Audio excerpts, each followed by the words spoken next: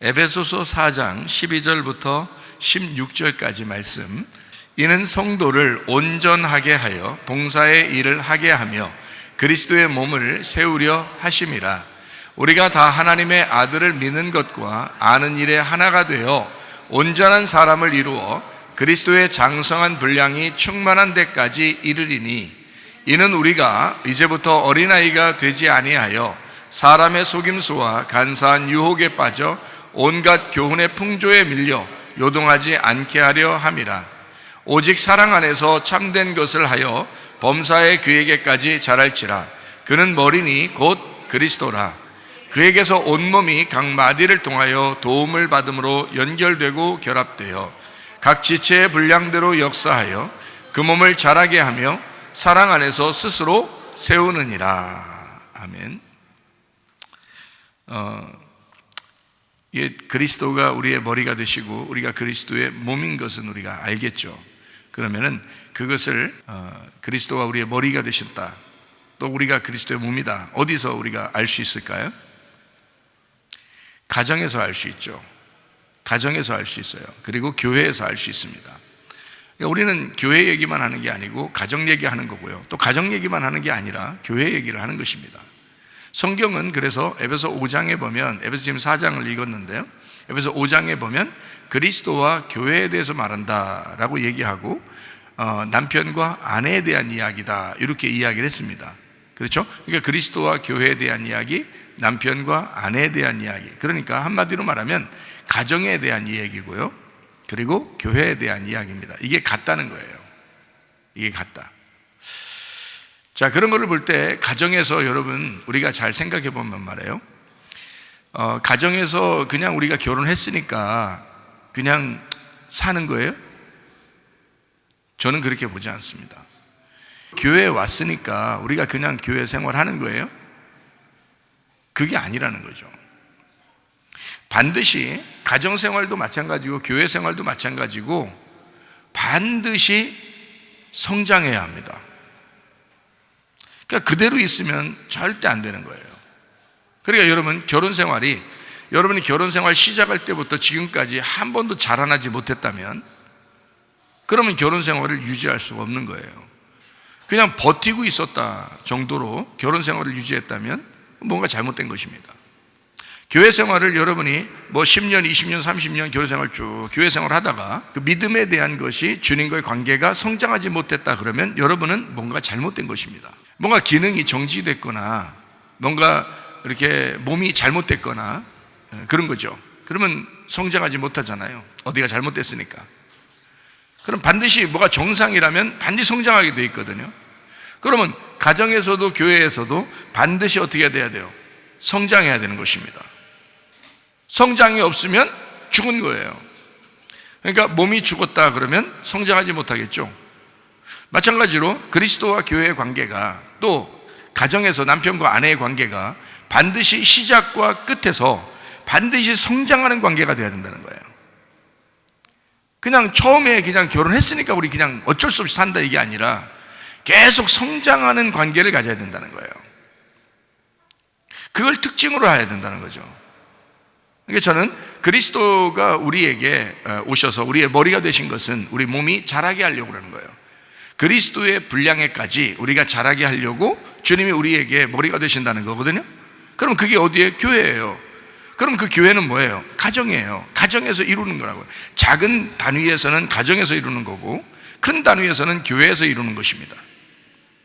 그러면 그리스도와 교회의 관계가 뗄래야 뗄 수 없는 관계로 해서 우리를 자라나게 하려고 한다는 거죠.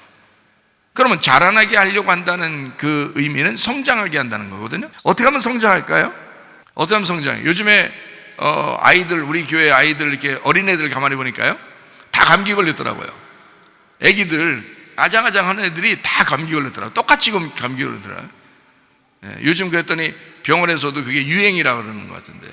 이게 그 아픈 게, 감기가 이게 유행이라고 그렇게 얘기하는 것 같은데요. 왜 아픈가요?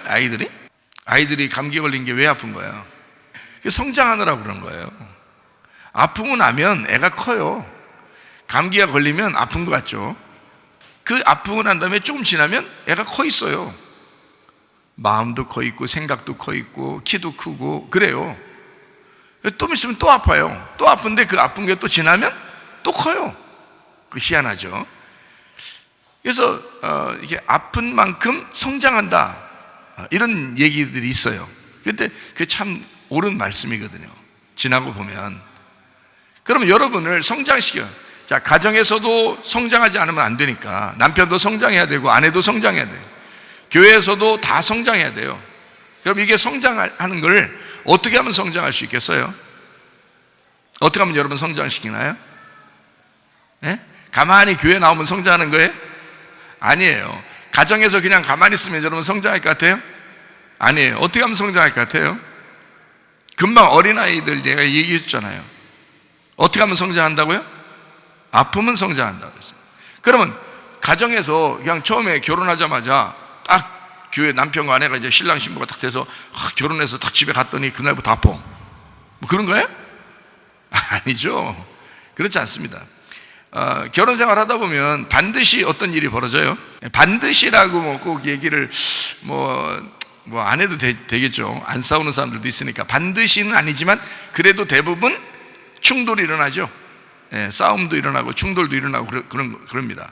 그러면 충돌이 일어날 때 나는 너한테 나쁜 짓을 할 거야 하고 충돌을 일으켜요? 아니면은 좋은 얘기 해주려고 충돌을 일으켜요? 좋은 얘기 해주려고 충돌을 일으켜요. 그러니까 난 너한테 싸가지 없게 오늘 행동할 거야, 그래서 오늘 충돌을 할 거야, 이래서 하는 사람이 없어요. 그러려고 한 게 아니라 너 왜 이래? 이렇게 합니다. 시작을, 그죠? 당신은 왜 이래? 그렇죠? 자, 당신은 왜 그래? 라고 얘기하는 것은 지금 잘했다는 거예요? 못했다는 거예요? 당신은 왜 이렇게 착해? 뭐 이런 얘기예요? 당신 왜 이렇게 요리를 잘해? 이런 얘기, 그런 거 아니죠? 당신 왜 이래? 할 때는 뭔가 어디 좀 문제가 있다는 거 아니에요? 그죠? 자기가 볼 때, 자기가 생각할 때 A라고 생각했는데 B를 한 거예요. 그래서 왜 B를 해? A가 맞는데? 이렇게 생각을 한 거죠. A라고 하는 것을 해야 되는데 B라고 해서 자기는 지금 뭐라고 한 거잖아요, A가. 그러면 B라고 이제 자기가 행동한 것을 A가 얘기한 거를 자기가 그래? A라고 하는 것도 있구나, 이렇게 받아들이면 얼마나 좋아요. 그런데 자기가 또 이제 그걸 고집을 안 꺾죠. 왜? 어때서? 이렇게 나온단 말이에요. 자, 왜 이래? 그랬더니 뭐가? 내가 뭐 잘못했는데? 이렇게 되는 거죠. 그러니까 이쪽도 별로 자기가 생각할 때 잘못된 게 없다고 생각되는 거예요. 자, 이쪽도 자기가 잘못한 게 없다고 생각하는, 자기는 지금 잘하려고. 왜 이래라고 하는 것은 내가 생각하는데, 내가 생각하는 게 A가 맞는데 왜 B라고 행동했느냐 이거거든요. 왜 잘못했느냐 이거예요. 그러면 그거를 솔직히 생각해봐요. 지금 여기서 얘기 들을 때는 다 이게 이해가 돼. 근데 집에 가면 이해가 안 돼. 또 잘 들어봐봐요. 그러면 이쪽에서 날 틀렸다고 얘기를 하는 거잖아. 그러면 그거를 그런가 하고 받아들이면 되잖아요. 그거를 받아들이면, 그 충고를 받아들이면서 내가 어떻게 되겠어요? 찔리죠. 찔리니까 그 찔린 만큼 아프죠. 내가 틀렸구나. 왜 날 틀렸다고 이렇게 지적하지? 기분이 좀 안 좋죠.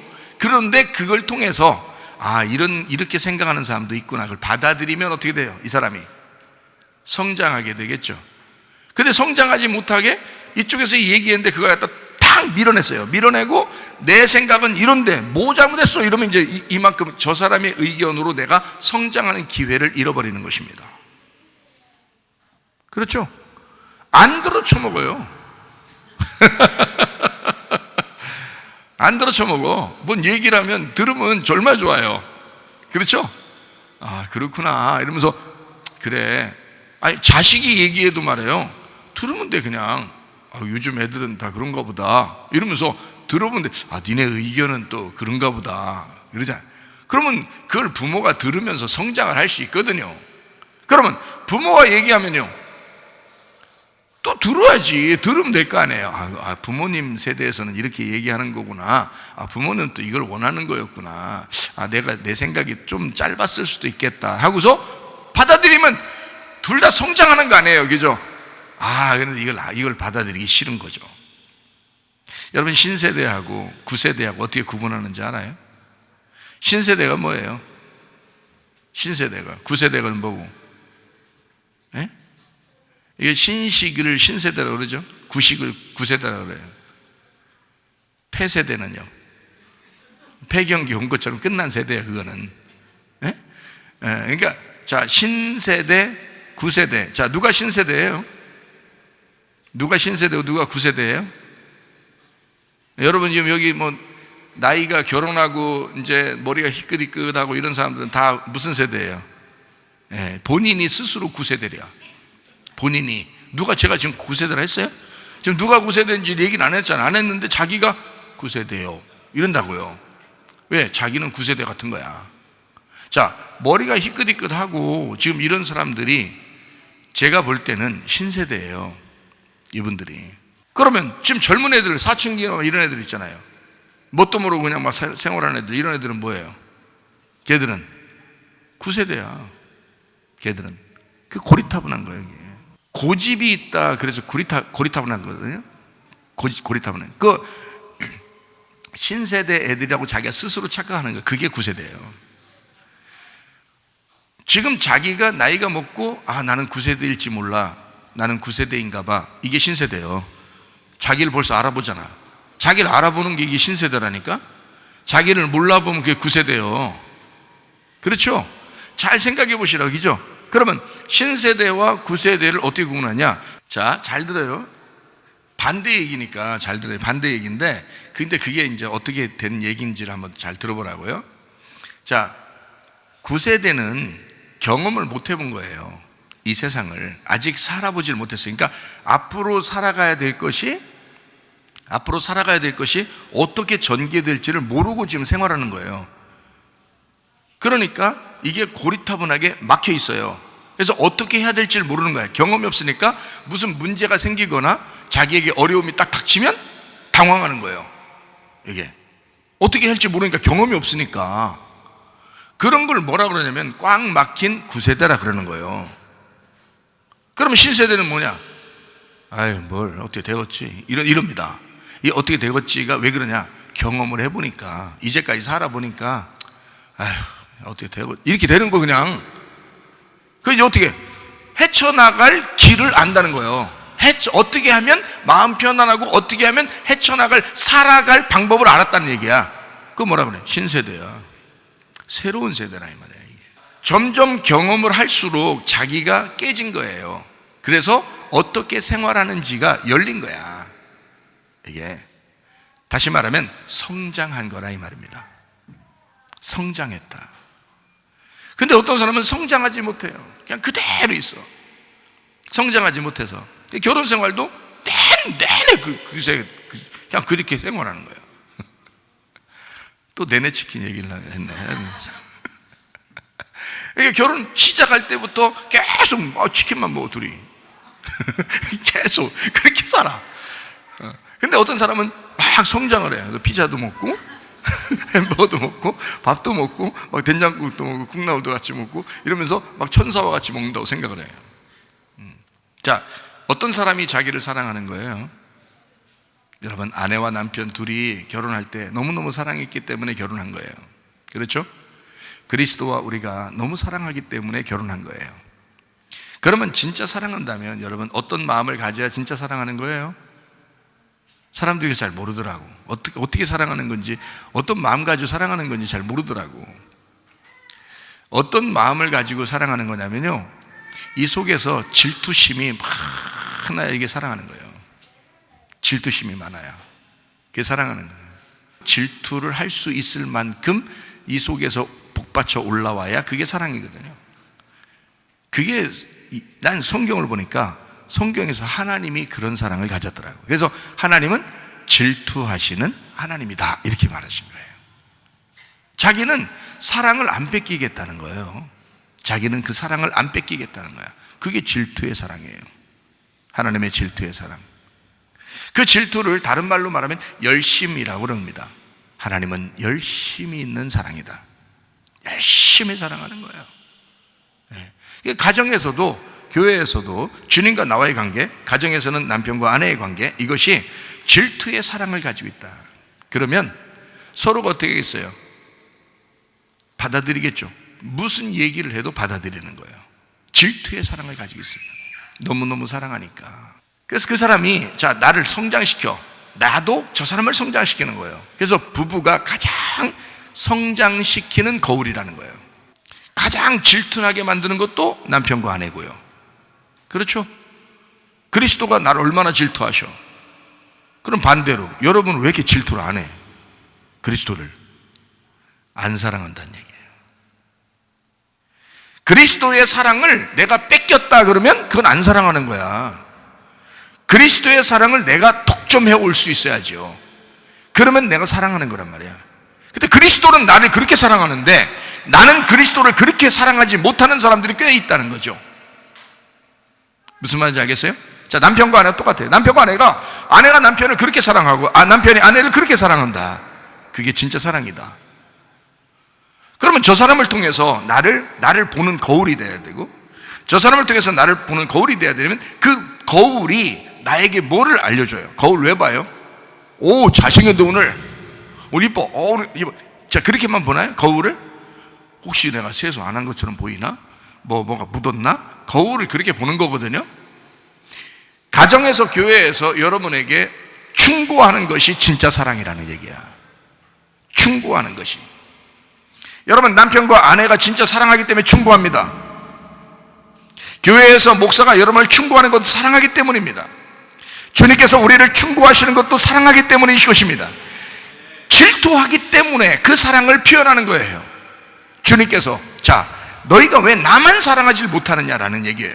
그걸 계속 쫓아내면서 얘기한다고 생각하면 우리가 그 예수님을 정말 귀찮아하겠냐고요. 귀찮아할 만큼 그렇게 쫓아내면서 우리를 네가 나만 사랑해야 되는데 라고 계속 얘기한다면 그 주님의 사랑이란 말이에요. 주님의 질투라고요. 주님의 열심이라고요. 그게 남편과 아내는 그렇게 사랑해야 하는 것입니다. 그렇게 사랑하겠다고 결심하고서 결혼을 시작해요. 결혼 시작하고서 어디서 그런 사랑이 있었는지 내팽개치고 대충 살아요. 그건 아니잖아. 실제로 충고할 수 있는 사람, 그게 사랑이에요. 가만히 생각해 보니까 충고는 누가 했다 봤더니 가족들이 합니다. 가족들이. 다른 사람들이 충고하기가 쉽지가 않아요. 아빠 잘못 이런 잘못 생각했어. 이렇게 하면 안 돼. 그거요, 자녀들이 아빠한테 얘기해요. 왜 그럴까요? 다른 사람들이 아빠한테 감히 얘기할 수 있을까요? 목사한테? 못해요. 근데 우리 자녀들은 해요. 왜? 아빠가 더 좋은 아빠 되게 하기 위해서. 그렇죠? 아빠 좋은 아빠인데 더 좋은 아빠 되려면 이렇게 해야 돼. 그렇게. 그럼 아빠는 뭐야? 다른 왜야? 이렇게 안 한다고요. 저는 그냥 받아들인다고요. 듣는다고 그냥. 아, 그래? 아빠 고칠게. 웃으면서 고친다고. 그럼 또 아빠 웃었다고 또 그냥 이거 그냥 넘어가려고 하는 거 아니냐고. 근데 진짜 웃으면서 고치고 싶은 거예요. 그러면 자녀들에 대해서 누가 얘기해 줘요? 아빠가 얘기해 주는 거예요. 자녀들에 대해서 아빠가 얘기해 준다고요. 왜? 다른 사람들한테 그렇게 우리 교회에 있는 청년들이나 학생들은 제가 혼내기도 하고 얘기도 하고 그러지만 다른데 어디 가서 내가 지나다니는 사람들 불러다 놓고 너 이렇게 얘기 안 합니다. 네, 큰일 나요. 요즘 그렇게 하면 큰일 나. 그렇게 안 해요. 자식에게만 하는 거예요. 그렇게 충고하는 거예요. 그럼 그 자식이 그 충고를 받아들이면 어떻게 해요? 거울을 보는 것과 같죠? 그 충고를 받아들이면 성장하는 것입니다. 남편이 아내를 충고하고요, 아내가 남편을 충고합니다. 근데 기분 나쁘죠? 그게 듣기 싫죠? 왜? 자기가 그걸 받아들일 마음이 없는 거예요. 근데 그걸 받아들이면 반드시 성장합니다.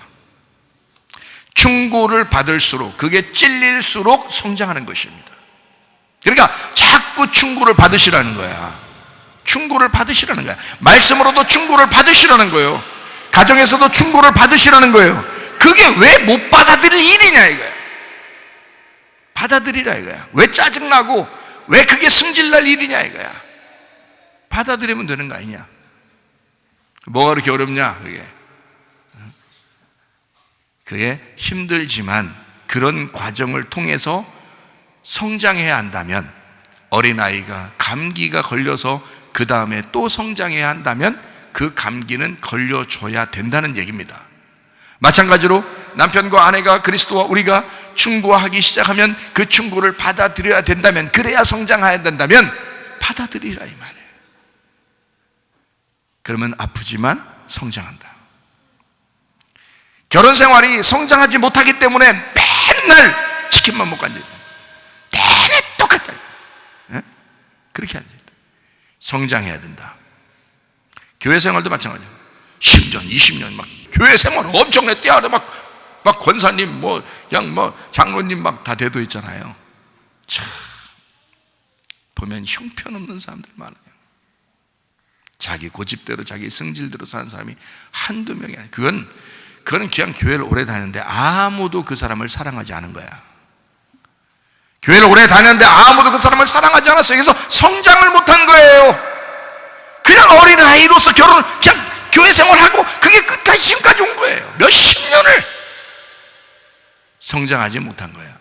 아파 본 적이 없어요. 교회 와서 다 자기가 어른인 것처럼 한 거예요. 사람들이 다 자기를 위해 주는 거, 그렇게만 사는 거예요. 우리 교회는요, 분명히 아시기 바랍니다. 겸손한 사람에게만 하나님이 은혜를 베푸십니다. 그러므로 교만한 사람은 우리 교회에서 반드시 꺾어줍니다.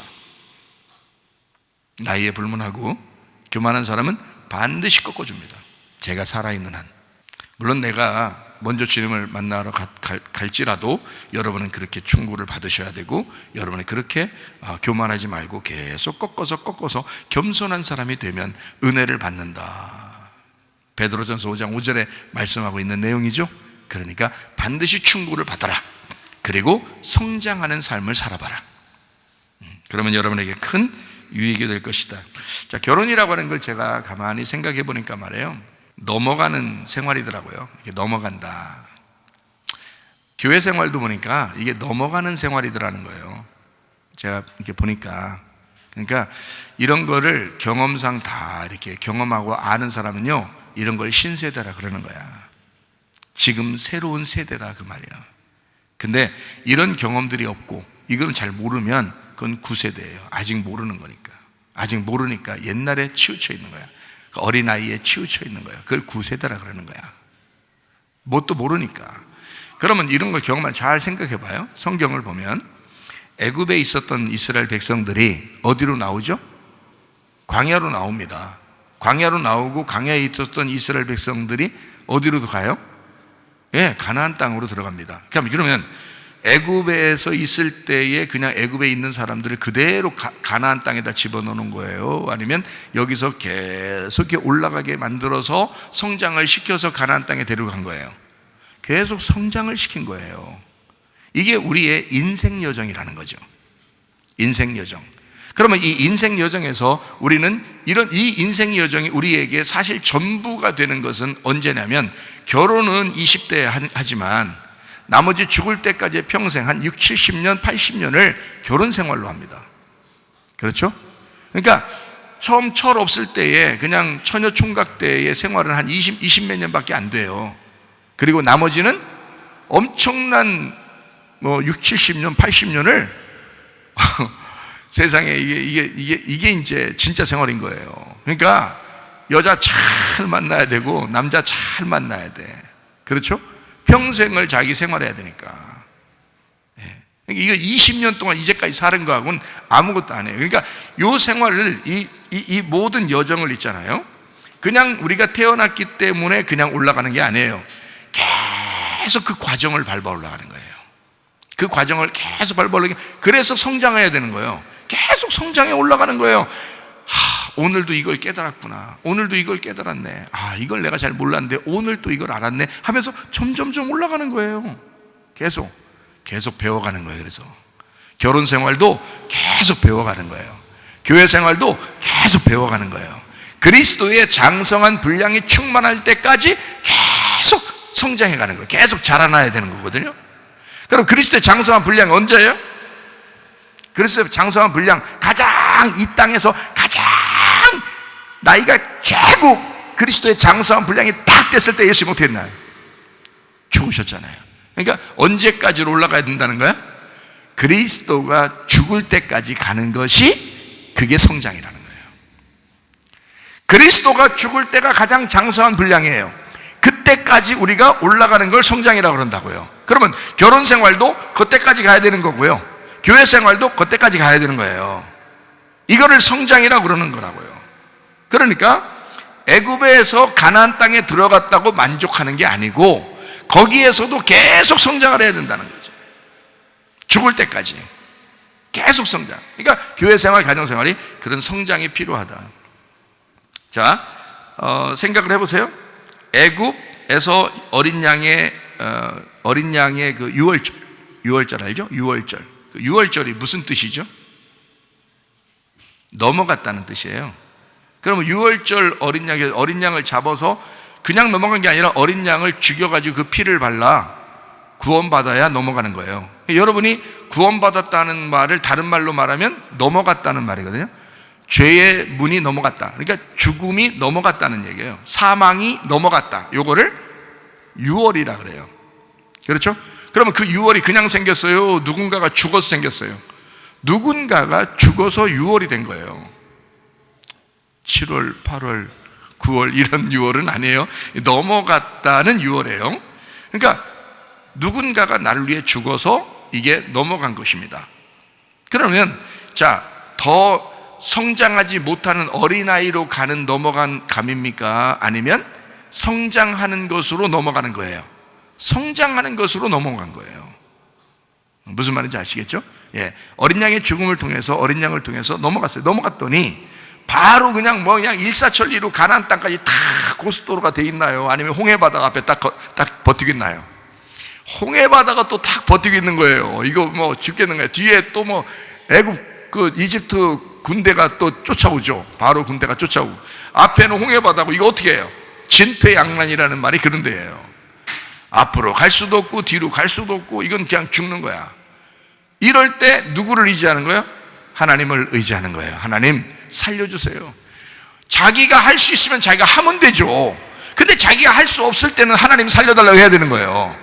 하나님 살려달라는 말은 자기가 지금 죽을 것 같다는 얘기 아니에요. 그죠? 여러분이 지금 가정생활 하다가, 교회 생활 하다가 어떨 때 보면, 인생 살다 보면 막 죽을 것 같을 때가 있다는 거지. 죽을 때 같을 때, 이건 그때 왜 자기 힘을 내냐 이거야. 자기 힘을 내지 말고 하나님이 살려주세요라고 해야 된단 말이죠. 하나님 살려주세요. 그러면 거기서 막 하나님 살려주세요 했을 거 아니에요. 앞에 홍해바다 있으니까. 하나님 살려주세요 했더니 하나님이 살렸어요, 안 살렸어요? 살렸어요. 앞에 홍해바다에다 싹 갈라버렸네. 갈라고 나니까 야, 하나님 놀랐다. 그러고 안 건너갔어요? 놀랐다 하놓고 자기들 가면서 와 좋아서 박수 치고 막 거기서 있다 보면 뒤에서 바로 군대가 있었으니까 쫓아오니까 앞에 안 건너가고 그냥 있으면 어떻게 해? 이거 죽여요, 살려? 이거 죽여버리지. 그러니까 앞에 홍해바다를 열어주니까 어떻게 됐어요? 홍해바다를 열어주니까 이 사람이 어떻게 해? 이스라엘 백성들이 그걸 넘어가잖아요. 건너가잖아. 이게 우리 신앙생활이라는 거야. 이게 우리 결혼생활이라는 거예요. 결혼생활도 신앙생활도 똑같이, 교회생활과 가정생활 똑같은데 이걸 안 하는 거예요. 성장하려고 하지 않는 거예요. 배우려고 하지 않는 거예요. 아내에 대해서 배우려고 하지 않는 거예요. 남편에 대해서 배우려고 하지 않는 거예요. 그러니까 계속 그 자리인 거야. 모르겠으니까. 죽을 때 되면 안다나? 죽을 때까지도 몰라요. 남자가 여자하고 반대인데, 플러스 마이너스처럼 이렇게 반대인데 죽을 때가 된다고 마이너스가 플러스 돼요? 플러스가 마이너스 되고 죽을 때 된다고 되는 게 아니에요. 이게 죽을 때까지 모르는 거예요. 이거를 그만큼 모르는 거예요. 그래서 그 마이너스에 대해서 뭐라고 얘기하냐면 마이너스를 설명해 달라는 거야. 플러스에 대해서 설명해 달라는 거야. 자, 남편에 대해서 아내가 남편에게 당신에 대해서 설명해 달라는 거야. 그래서 알겠다는 거야. 자기가 남자는 아니지만 남자는 어떤 거냐라고 설명해 달라는 거예요. 배우려고. 왜 내가 너한테 설명해야 되는데 배우려고 그래. 난 당신 사랑하는데 당신을 모르겠으니까 알려고 그러는 거야. 점점 더 알아가려고. 그럼 남편은 이제 아내에 대해서 그렇게 해야 되겠죠? 당신에 대해서 설명해줘. 내가 점점 더 알아갈게. 당신을 알고 싶어. 나 진짜 알고 싶어? 당신은 나의 천사요. 당신은 나의 거울이고 당신은 나를 유일하게 충고해 줄 수 있는 나의 사랑이거든. 야, 너무 내 말을 하고서도 너무 아름답네. 말하고 나서도 보니까 이 말이 보통 나온 게 아니네 이게. 아, 당신은 그런 사람이야. 난 정말 당신을 알고 싶어. 그러면요, 여자가 얼마나 행복하겠어요. 여자가 얼마나 행복하겠어요. 나를 천사로 봐주다니. 오늘도 난 천사와 커피를 마셨어. 난 오늘 천사와 된장국을 먹었네. 좀 안 어울리나? 나는 오늘 천사와 피자를 같이 먹었네. 얼마나 좋아요. 자, 아내가 천사 같으면 남편이 천사하고 사는 거야. 아내를 볼 때마다 마귀 같으면요, 이거 맨날 집에 가면 맨날 지옥이야. 맨날 불만 없지 지옥이야. 맨날 지옥에 사는 거야. 뭐 어떻게 살아 그걸. 무슨 말인지 알겠어요? 자, 당신은 나의 천사요, 나는 당신을 사랑하기 때문에 당신을 깊이 알고 싶어요. 얼마나 좋은 말이에요, 그죠? 이게 왜 알려고 그러는데요? 난 당신을 사랑하고 난 당신에게 계속 성장하는 남편이 되고 싶어서 그래. 나는 당신을 점점 더 알아가는 그런 남편이 되고 싶어서 그래. 나는 당신에게 더 완벽한 남편이 되고 싶어서 그래. 사랑하니까. 야, 이거 진짜 좋은 얘기죠. 그렇게 알아간다면 얼마나 아름다운 가정. 이거 실패하지 않는 가정생활 되겠죠? 그런데 이미 실패를 해버리는 가정생활을 벌써 나이가 많이 먹었다 이 말이에요. 뭣도 모르고 생활하다가 나이가 벌써 먹어버렸다는 거예요. 지금 가장 늦었다고 할 때가 가장 빠른 시간이니 오늘부터 시작해서 아름다운 가정생활들을 만들어 가시기를 바랍니다. 예, 아름다운 교회생활, 아름다운 가정생활, 이건 어떻게 해야지 이루어진다고? 알아가야 된다고, 배워야 된다고, 계속 성장해야 된다고. 자, 홍해바다가 열렸으니 그냥 있어야 된다, 넘어가야 된다. 이게 너무 광야에 갔어요. 광야에서 그냥 죽어버리려고 하든지 아니면 다시 또 홍해바다 건너가지고 다시 이집트로 다시 돌아가려고 하면 되겠어요, 안 되겠어요? 안 돼. 광야에서 그렇게 생각하면 다 죽여버려. 하나님이. 양은 어떻게 된다 했어요? 거꾸로 가는 게 아니라 앞으로 가는 걸 양이라 그런 거야. 그러니 너희들은 광야에 나왔으니까 다시는 이집트로 갈 수가 없어. 결혼 이미 했으니 다시는 결혼 안 한 것처럼 살 수가 없는 거예요. 참 놀라운 말이죠. 이거. 명언이요, 명언. 결혼을 이미 했는데 어떡하냐고. 이제는 결혼 안 한 것처럼 살 수가 없는 거야. 다시 못 돌아가. 거꾸로 못 돌아가. 그러니 우리는 어디로만 가야 돼? 이제 광야에 있는 사람들은 요단강 건너야 되는 거야. 요단강 건너서 만나리. 그런 노래가 있는 거야. 그래서 요단강 건너서 만나면 어떻게 돼? 다 죽어버리는 거예요. 다 심판받아 버리는 거야. 그러면 이제 요단강 건너서 만나면 어떻게 되는? 그러면 죽어버리는 거야. 이게 어디까지 온 거라고 이제? 그리스도의 장성한 분량이 충만한 데까지 왔다. 십자가를 지는 만큼 왔다 그 말이에요. 광야에서 요단강을 건너 들어갔더니 그냥 가나안 땅을 줘요. 여리고성이 탁 버티고 있어요. 여리고성이 또 탁 버티고 있네. 이놈의 이거 부셔내지 않고서는 이거 도저히 가나안 땅을 정복할 수가 없는 거예요. 또 여리고성이라는 자기 육체를, 자기 자신과의 싸움이야. 이게 여리고성이. 여러분 다 다른 사람과 싸우는 것 같죠? 아니에요. 여러분 자신의 마음과 싸우는 것입니다. 여러분 마음이라는 육체와 싸워서 그 여리고성이 무너질 때 여러분이 무너뜨리는 것이 아니라 여호수아가 하나님께 부탁하여 하나님이 직접 역사하셔서 무너뜨려 주셔야 된다고요. 여러분의 마음을 하나님께서 무너뜨려 주셔야 된다고요. 이것이 무너뜨려지고 난 다음에 가나안 땅이 정복되는 거예요. 여리고성이 무너지고. 그러니까 계속 하나님은 어떻게 해요? 애굽에 그냥 머물러 있게 하는 그 마음으로 올라오겠어요? 계속 어떤 장애물을 둬가지고 계속 그 아픔을 둬서 그 아픔 속에서 이 사람을 성장시켰다 이 말이에요. 이해가 되겠어요? 아픔 속에서 성장을 시켜서 결국 가나안 땅을 정복하도록 만들어 놓은 거죠. 하나님이 그냥 줬지만, 그냥 주는 거지만 너희들이 정복했다고 하는, 너희들이 이 땅을 정복했다고 하는 것을 하나님이 승리를 주시기 위해서예요. 여러분 가정생활요 만만치 않습니다. 죽을 때까지 가정생활하는 거 진짜 아름다운, 나는 정말 최고로 이 땅에서 행복해 하면서 가정생활하는 사람 별로 없어요. 그 정도로 실패자들이 많다는 거야. 가정생활에 그 정도로 실패한 사람이 많다는 거야. 교회 생활은 어떤 거예요? 교회 생활은 더더군다나 나중에 주님 만날 때 보면 알지만, 내가 왜 이렇게 주님이 진짜 있었고 천국이 진짜 있었는데 내가 왜 이 모양 이 꼴로 신앙생활 하다 내가 왔는가? 라고 후회할 사람들이 꽤 많을 거라고요. 꾀부리지 말니까. 꾀부리지 말고 주님 앞에 순전하게 성실하게 죽도록 충성하라. 생명의 면류관을 주리라. 그렇게 신앙생활 한번 해보시기를 바랍니다. 신앙생활과 가정생활은 같은 거라는 거예요. 하나님께서 우리에게 두 기관을, 작은 단위로서는 가정이요, 큰 단위로서는 교회를 주셔서 하나님이 이거를 하나님의 천국을 생활하라. 그래서 가정도 천국을 만들 수 있고요, 교회도 천국을 만들 수가 있습니다. 사람들이 의욕이 없어요. 성장하고 싶은 생각이 별로 없어요. 그냥 자기는 그냥 그대로 나이만 먹어가고 시간만 보내면서 신앙생활 했다고 생각하는 거예요. 자기는 그냥 나이만 먹어가면서 결혼생활을 많이 그래도 유지했다고 생각하는 거예요. 근데 그게 진짜 오손도손 행복하고 사랑스러운 결혼생활이었는가? 거의 없다는 거죠. 거의 실패합니다. 여러분, 그러지 마시라. 우리 교회 사람들은 하늘문이 열리듯이, 하늘 하나님의 문이 열리듯이, 그렇게 그의 그 죽음을 통해서 우리가 그 문을 열고 들어가듯이 말해요. 그렇게 성장하는, 계속 앞으로 전진하는 프로바톤이라는 양들이 되셔야 합니다. 하늘문이라는 게 있어요. 성경에 하늘문 열고 뭐 이런 거 있죠. 성경 한번 찾아볼까요? 하늘문에 대해서.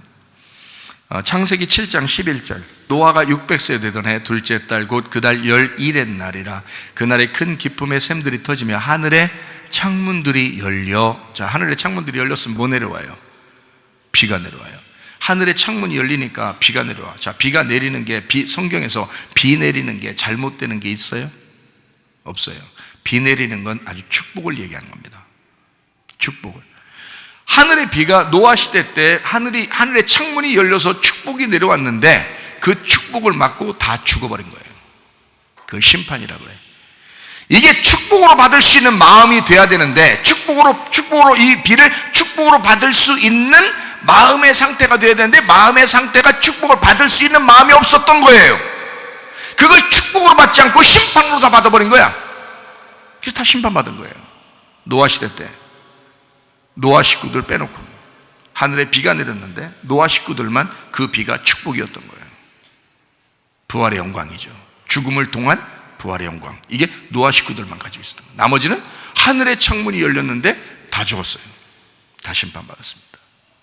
쉽지 않다는 얘기죠. 하늘의 창문이 열려도 가정생활과 신앙생활이 쉽지 않다는 얘기예요. 또 하나, 8장 2절. 기쁨의 샘과 하늘의 창문이 닫히고 하늘에서 비가 그치매, 이렇게 되어 있어요. 그러니까 이것이 딱 끝났다 이거야. 뭐 하고 나니까, 심판을 다 하고 나니까 비가 끝이더라. 그러니까 축복은 심판과 함께 오는 거예요. 여러분의 가정이 하나님의 말씀을 통해서 심판을 받을 거냐, 하나님의 말씀을 통해서 축복을 받을 거냐. 어디에 중심이 있는 거예요? 마음에 중심이 있는 거예요. 자, 하늘의 창문, 그러면 이게 축복이란 말이에요. 축복. 하늘의 창문이라는 게 문이니까 이렇게 문이 열린다, 닫힌다, 이렇게 되잖아요. 그죠? 문이 열리면 두 개로 되는 거고, 죽는 거고, 문이 닫히면 어떻게 해요? 하나가 되는 거죠, 다시. 그러니까 부활을 얘기하는 거라, 이 말이야. 그러니까 문이 열리면 죽음이에요. 누가 와서 죽으셨어요? 예수님이 대신 와서 죽으셨죠? 죽으시고 그가 문을 싹 닫으면 심판이 끝나는 거예요. 그렇겠죠? 자, 28장 17절. 이에 두려워하여 이르되 두렵도다 이곳이요 이것은 다름 아닌 하나님의 집이요 이는 하늘의 문이로다 하고 이랬습니다. 여기 무슨 장면이에요? 하늘의 문이로다, 하나님의 집이다, 이 말이거든요. 하나님의 문이로다, 하나님의 집이로다. 그러니까 하나님의 집이요 하나님의 문, 하늘의 문이로다 했어요. 그러면 이게 하늘이 하나님이란 얘기고, 집은 뭐라는 거예요? 문이라는 거예요. 문이 집이라는 얘기예요. 이거 지금 어디 얘기를 하는 거예요? 베이트 엘, 하나님의 집, 베이트 엘. 그래서 베델이라고 그러는 거예요. 하나님의 집, 이걸 베이트 엘이라고 그래요. 집 그리고 하나님, 그래서 베이트 엘 이렇게 하는 거거든요. 이게 베델이다. 이렇게 베델. 우리나라 말로는 베델이다. 이렇게 된 거거든요. 하나님의 집, 하늘의 문. 자, 그러니까 여기 지금 하나님의 집이요, 하늘의 문이로다 그랬어요. 그러면 하늘나라에는 하나님에게는 문이 있겠어요, 없겠어요? 문이 있죠.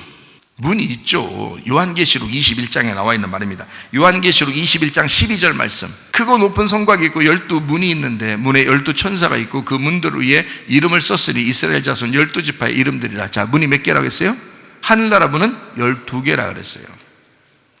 이 땅에 예수님이 오셨을 때 예수님을 뭐라고 얘기하냐면 요한복음 10장 7절에는 뭐라고 그랬다고요? 양의 문이라고 그랬다고. 예수님을 양의 문이라고 그랬다고요. 그렇죠? 그러면 양의 문은 알겠죠, 그죠? 문은 알겠는데 양이 하나님이요, 양이 하늘이요, 양이 천국이었다. 무슨 말인지 알겠어요? 그럼 양의 문이 예수님이라는 얘기야. 그러니까 그 문은 깨뜨려져야 된다는 거지. 그래서 문을 깨뜨리고 들어오라는 거야. 그래서 예수님이 죽으셔야지 너희가 들어올 수 있다는 거야. 예수님이 십자가에서 죽으셔야 그 문을 열고 천국에 올 수 있다는 그런 얘기거든요. 자, 또 이제 하늘문을 한번 볼까요? 시편 78편 23절. 그러나 그가 위의 궁창을 명령하시며 하늘 문을 여시고, 이렇게 하늘문이라는 얘기가 있어요. 그죠? 또 하나 말라기 3장 10절이요.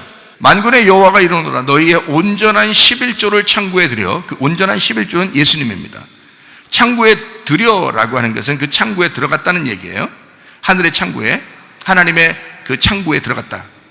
그죠? 그게 그러면 예수님께서 온전한 11조가 하나님의 창고에 들어갔단 말이야. 그러면 나의 집에 양식이 있게 하고, 예수님이 죽고 난 다음에 성령에 의해서 양식이 충분하죠. 우리가 그것으로 나를 시험하여 내가 하늘 문을 열고 너희에게 복을 쌓을 곳이 없도록 붙지 아니하나 봐라. 그러면 하늘 문이 열리면 엄청난 복은 우리에게 온다는 거예요. 그죠? 하늘 문만 열리면. 그러니까 여러분도 하늘 문이 열리는 축복이 있으셔야 돼. 하늘 문이 열리는. 그러니까 하늘 문이 열리는 축복이면 엄청난 복이 온다는 얘기예요. 그럼 어떤 사람에게? 온전한 11조를 드린 사람에게. 온전한 11조를 드려봐라. 그게 네가 돈을 드린다는 의미가 아니다. 이건 예수님이라는 온전한 11조를 한번 드려봐라. 너 예수님 정말 사랑하느냐? 너 진짜 온전히 예수를 사랑하는가? 예수를 믿는가? 자, 그 예수를 한번 드려봐라. 네 믿음을 보겠다. 돈을 받는 게 아니라 하나님은 믿음을 받는 거예요. 여러분의 믿음. 나 주님 믿습니다. 아니, 사랑합니다. 자, 사랑하는 남녀가 사랑합니다. 나 너 사랑해. 맨날 만나면 맨 사랑한다. 만나면 사랑한다는 거야. 선물도 하나도 안 해. 생일날도 선물도 하나도 안 하고 사랑해. 그럼 됐지? 그 다음 또 헤어졌어요. 그 다음 날 뭐 좀 무슨 날이 있는데 사랑해. 됐지? 또 헤어졌어요. 또 어느 날 되니까 또 사랑해. 됐지? 사랑하는 거 알잖아. 이렇게, 이건 사랑이 아니라는 거죠. 자기가 진짜 사랑하면 자기 것을 자꾸 주고 싶은 거예요. 그게 사랑이라는 거거든요.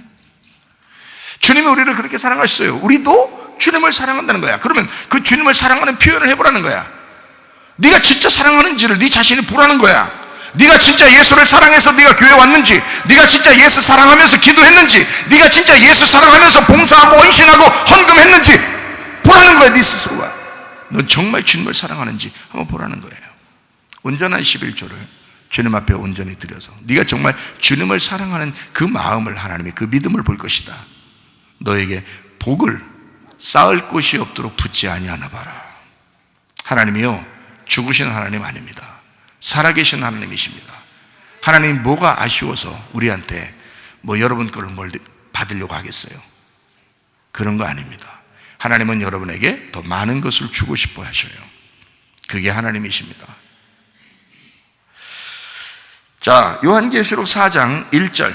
2일 후에 내가 보니 하늘에 열린 문이 있는데 내가 들은 바 처음에 내게 말하던 나팔소리 같은 그 음성이 이르되 이리로 올라와라. 이후에 마땅히 일어날 일들을 내가 네게 보이리라 하시더라. 하늘에 열린 문이 있더니 거기로 데려가는 거예요. 그리고 보여주시는 거예요. 하늘에 열린 문이 생겼다. 열렸다 이거야. 자, 그러면 여러분, 우리는 이제 하늘문을 아셔야 되겠죠, 그죠? 그리고 이게 열린다는 걸 알아야 되겠죠, 그죠? 어떻게 이게 하늘문이 뭐고 이게 열린다는 거야. 하늘문이 그럼 뭘까? 하늘문이 문이 열려야 되잖아요. 그러니까 지금 계속 얘기했잖아. 그러니까 문이 열려야 된다. 그 문이 뭘까? 누구일까? 예수님이에요. 하늘 문이 예수님이라고요. 그 예수님을 열고 들어가야 이게 열린 문으로 우리가 들어가야 된다는 거지. 자, 양의 문이 열려야 돼요. 하늘 문이 열려야 돼요. 그 문은 예수님이에요. 무슨 말인지 알겠죠? 그거를 열고 들어갈 수 있어야 된다. 자, 하늘은 하나님이요, 문은 예수님이십니다. 그러면 생각해 보죠. 하늘 문, 그럴 때 하늘은 내용이에요. 내용. 문이라고 하는 것은 그의 자격입니다. 내용에 대한 자격. 자, 내용은 하늘이라는 그 자체가 천국을 말하는 거예요. 하나님을 의미하는 거고, 이거는 영을 의미합니다. 하늘, 뭐 어디 있어요? 하늘이 어디예요? 우리가 보이는 하늘을 얘기하는 게 아니거든요. 성경에서는 보이지 않는 하늘을 얘기하는 거잖아요. 그게 영을 얘기하는 겁니다. 영. 그러면 문이라는 건 어떻게 해요?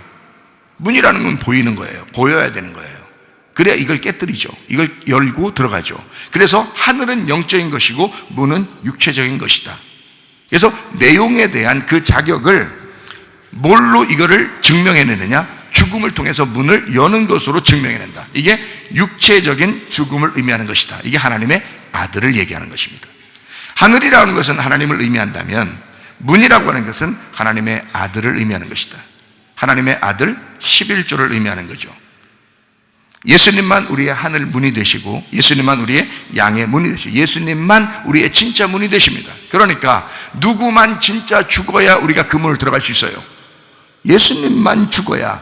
다른 사람이 죽어도 우리는 그 문에 들어갈 수가 없어요. 예수님만 죽어야 그 안에 우리가 들어갈 수 있다. 천국이라는 것을. 그럼 문이 보통 우리가 알 때 어떻게 문이 되어 있냐면, 아까 뭐라 했어요? 문을 열어서 넘어간다 그러죠. 그죠? 문을 열어야 들어갈 거 아니에요. 그러면 유월절 어린 양의 피로 죽었어요. 그러니까 이게 넘어가죠. 넘어갔어요. 그럼 홍해바다가 있죠. 홍해바다 또 갈라져야 돼요. 그래서 그걸 또 넘어가야 됩니다. 그죠? 그럼 광야에 있어요. 그럼 그대로 있는 게 아니라 요단강이 열려야 또 넘어가는 것입니다. 그러면 계속 뭔가 죽어야 열려서 들어가고 죽어야 열려서 들어가는 거예요. 그러면 계속 문이 열려야 들어가는 거고 문이 열려야 들어가는 거잖아요. 계속. 그럼 이게 뭐였어요? 홍해바다도 하늘문이었고요. 그죠? 예, 요단강도 하늘문이었다 이 말이야. 우리 양들을 위해서 양들을 위한 양의 문이 됐다는 거죠. 홍해바다도 양의 문이요, 요단강도 양의 문이었던 거죠. 굳게 문이 닫혀 있었던 가나안 땅에 들어가던 여리고성도 양의 문이었단 말이에요. 문은 어떻게 된다고요? 깨져야 된다고요. 문은 깨져야. 그래서 여리고성을 다 깨뜨려버리는 겁니다. 그걸 파괴해야 그 너머에 들어가는 가나안 땅을 정복에 들어갈 수 있으니까 이 문이 깨져야 된단 말이야. 성경이 그렇게 돼 있었구나. 그러면 이제 좀 아시겠죠? 가정생활과 교회생활은 반드시 예수를 차지하는, 천국을 차지하는, 천국생활 하려고 하나님께서 만들어 놓으신 하나님의 놀라운 기관이 가정과 교회인데, 이 기관들은 반드시 우리가 넘어가야, 예수라는 죽음을 통해서 넘어가야 누릴 수 있는 것이었다는 얘기예요. 그런데 그냥 대충 결혼생활 하려고 한단 말이야. 모르고도 결혼생활 하려고 한다. 모르고도 신앙생활 하려고 한다 이거야. 어떻게 천국생활을 누릴 것인가? 어떻게 주님을 누릴 것인가? 어떻게 주님과 동행할 것인가? 넘어가지 않고 그 문이 열리지 않았는데 어떻게 그 자리에서 천국을 생활할 수 있는가 이 말이에요. 그러니 여러분과 저는 반드시 문을 깨뜨리고 성장해야 된다는 거야. 점점 더 알아가야 된다는 거야. 애굽에 있는 사람들은 광야로 넘어와야 될 것이고, 광야에 있는 사람은 여리고를 깨뜨리고 가나안 땅에 들어가야 될 것이고, 홍해바다를 건너는 사람들은 광야에 왔다가 광야에서 요단강을 건너고 요단강이 갈라지고 그리고 여리고성을 무너뜨리고 가야 될 것이고, 계속 알아가고 계속 성장해야 가정생활과 신앙생활이 성공하는 것이다.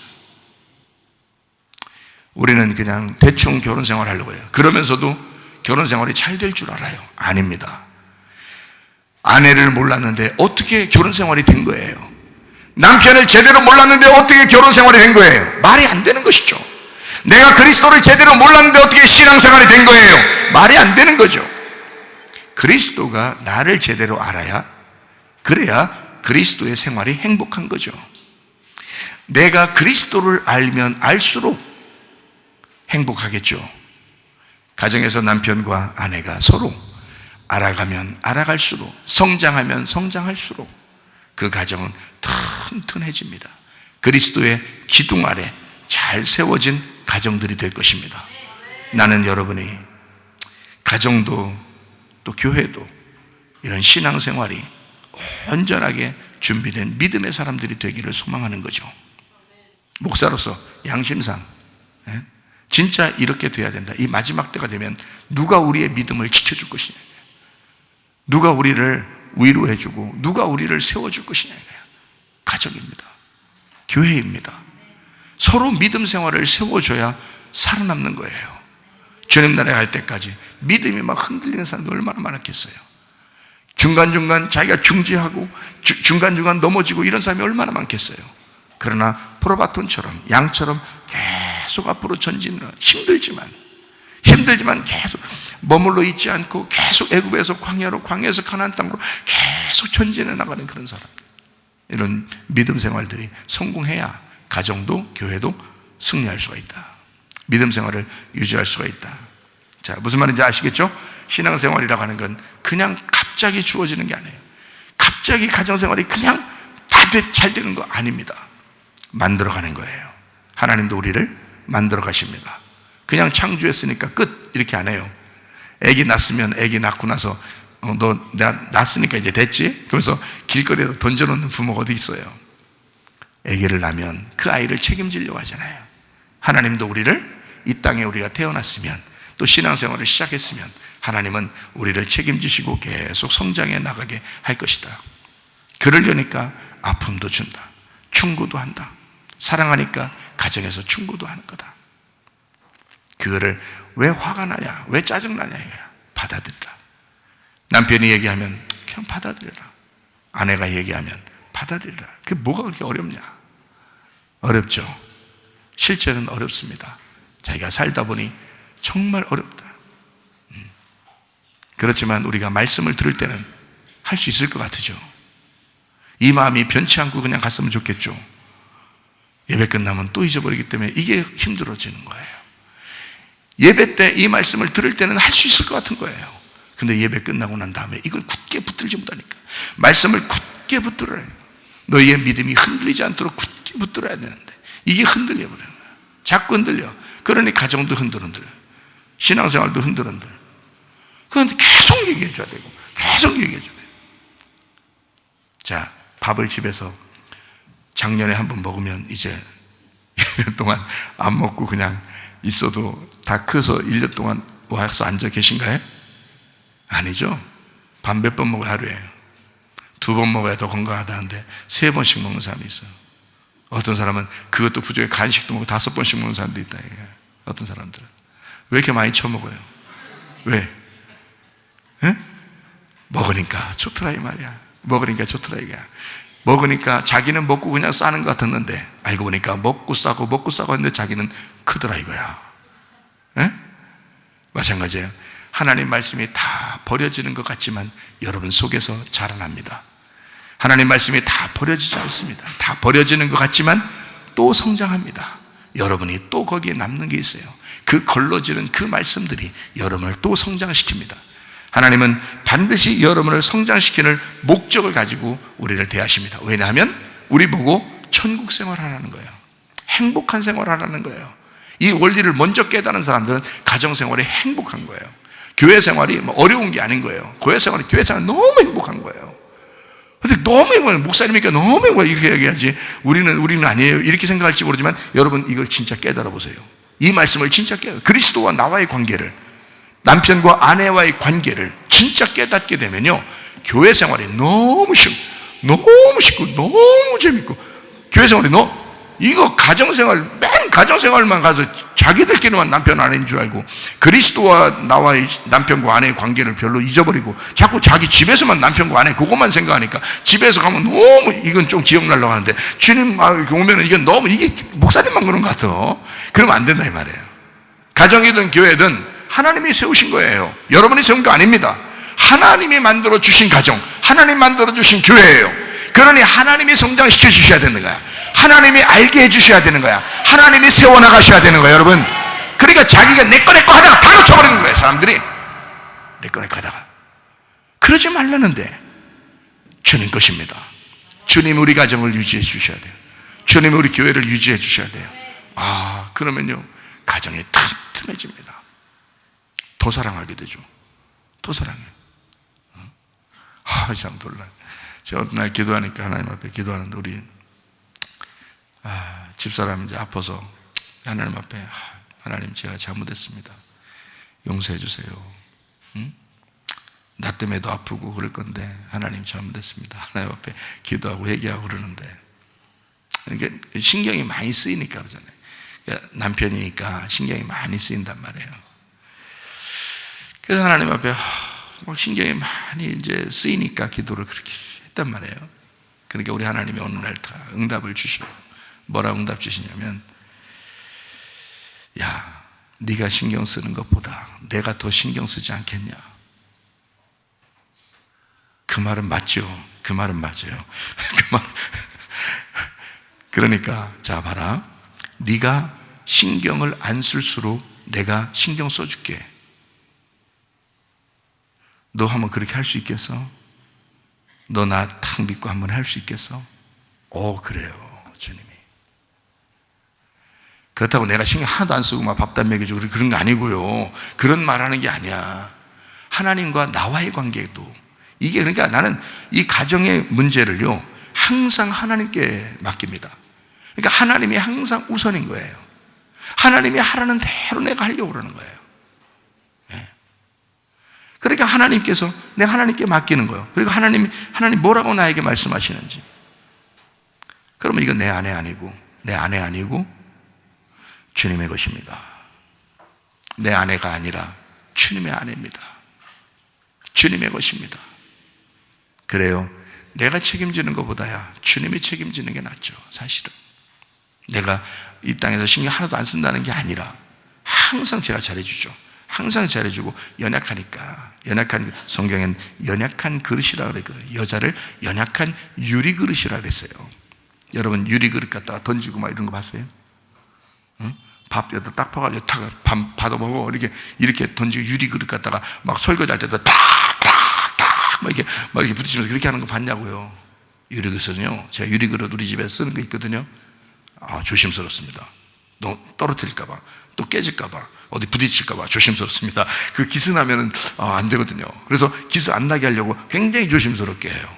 그래서 설거지할 때 다른 철수세미 이런 것도 잘 안 씁니다. 유리그릇은 제가 손으로 직접 이렇게 살살 이렇게 부드럽게 해줍니다. 성경적으로 부드럽게 대해야 돼. 근데 성경에는 성경에서는 연약한 유리그릇이라 이렇게 돼 있어요. 연약한 일. 그러니까 성경대로 사는 거예요. 성경대로 부드럽게 해주려고 하는. 그렇게. 근데도 저는 주님이 우선해요. 주님한테 먼저 얘기해요. 물어봐요. 주님 어떻게 하면 좋겠습니까? 제가 손을 대서 제가 할 수 있는 게 많지 않습니다. 그러니까 주님이 내가 신경 써볼게. 내가 신경 써볼 테니까 네가 신경 안 써야 내가 신경 더 쓰지. 네가 자꾸 신경 너무 많이 써가지고 하나님이 신경 쓸 일이 별로 없다는 거야. 그래서 하나님이 자기가 신경 써보겠다고 나보고 신경 쓰지 말라고. 오히려 네가 주의 일을 갖다가 열심히 말씀과 기도에 집중하고 예배와 선교에 집중해서 너 그렇게 그냥 살아라. 내가 신경 써볼 테니까.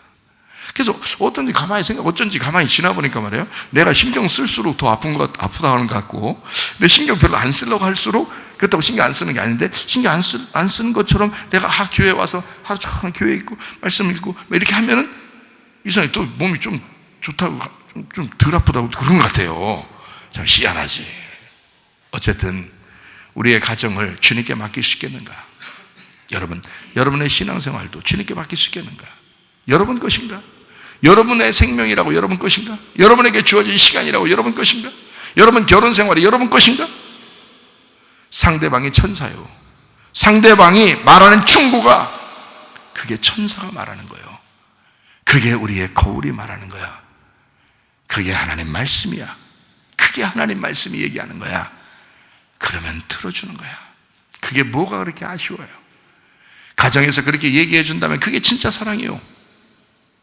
알고 보면 우리를 성장시켜 주기 위한 성장통이란 말입니다. 여러분, 그리스도 예수 안에서 여러분이 날마다 성장하여 가정과 교회 생활에 성공하시기를 바랍니다. 우리 하나님 아버지 사랑과 은혜를 감사합니다. 하나님, 그리스도와 우리와의 관계, 그리고 남편과 아내의 관계, 가정과 교회, 하나님께서 놀라운 기관으로 우리에게 주신 하나님의 선물들을 하나님 조금 더 행복하게, 조금 더 기쁘게, 조금 더 감사하면서 생활하다가 주님 만나게 도와 주시옵소서. 예수님 귀하신 이름 받들어 기도 올려옵나이다. 아멘.